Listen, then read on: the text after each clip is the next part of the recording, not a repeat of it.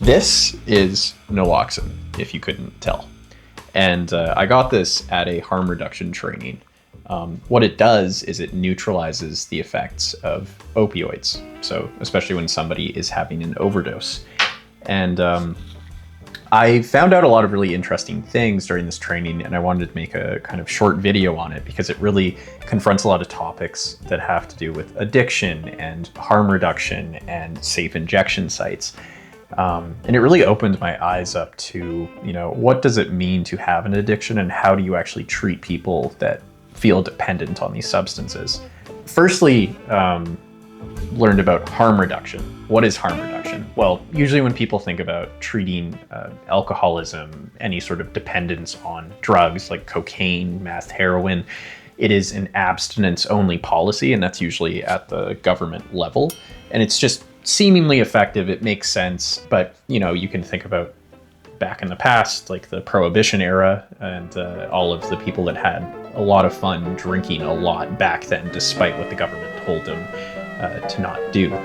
And it just kind of speaks to this stable element of society where people are going to be driven towards mind-altering substances, whether we like it or not. And it should be important to note sometimes why people do this. I think Gabor Mate, in his work on addiction in Vancouver, where there is like a lot of drug issues, he's interviewed people that were addicted to meth and heroin, and he's asked them, what is it like emotionally, like phenomenologically, that gets you to depend on the substance? And they'll say that like when I inject, it feels like my mother is hugging me for the first time, or I feel like I'm in love finally, or I feel like I'm connected finally. And I think that we kind of have this horrific image of addiction sometimes, to the point where we forget, the reason why people do these things is because it does feel good. It is filling in a gap, and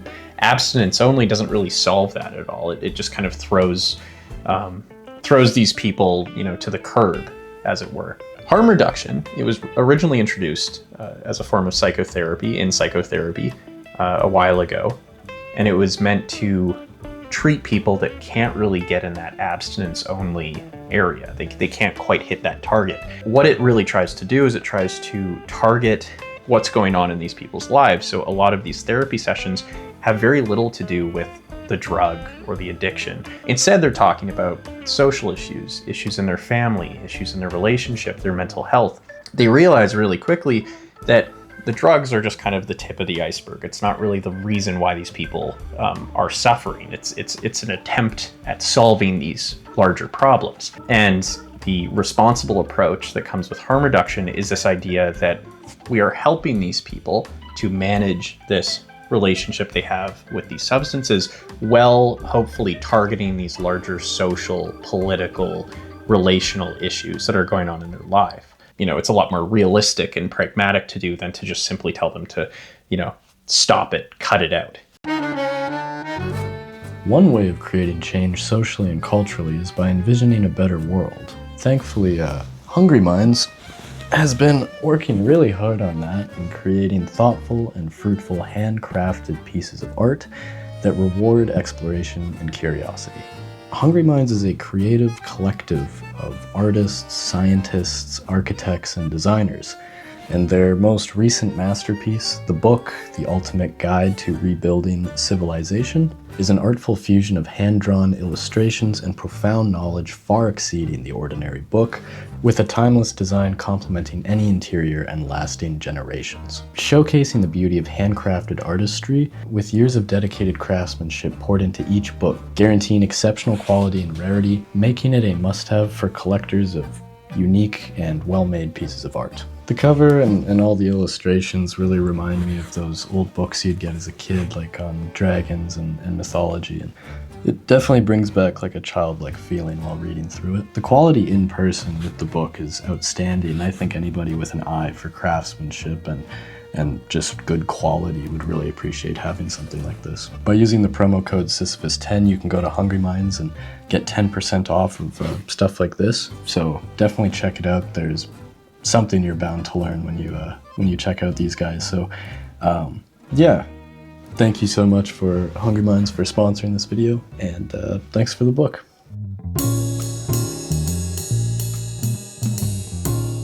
And, you know, there is a lot of discussion surrounding addiction and like the morality behind it. And that's like maybe a whole other video.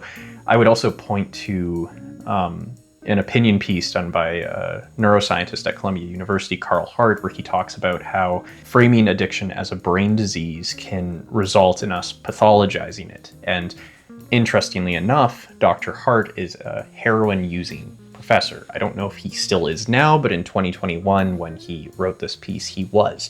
And he advocates for responsible use, that people can responsibly use these drugs, and that is quite different from the dependence and the pathological kind of addiction that can manifest. And I'll link that paper in the video. But I think just, yeah, this approach to harm reduction, I think it's important. I would encourage people to, if they have naloxone trainings, harm reduction trainings in their area, to do that, especially if you live in a major city. I take public transport, and I definitely have seen people at times that are like not doing well health-wise. And, you know, on that note, I do think safe injection sites play a pretty crucial role. I found out in this training also that certainly there are people that misuse it, but there hasn't been a single death due to overdose in a safe injection site in Montreal since it first opened. I think overall, if you're saving lives, that whatever amount of the population is abusing this and, you know, trying to, you know, get as high as possible because they know that there's like things like naloxone that exist to help them survive.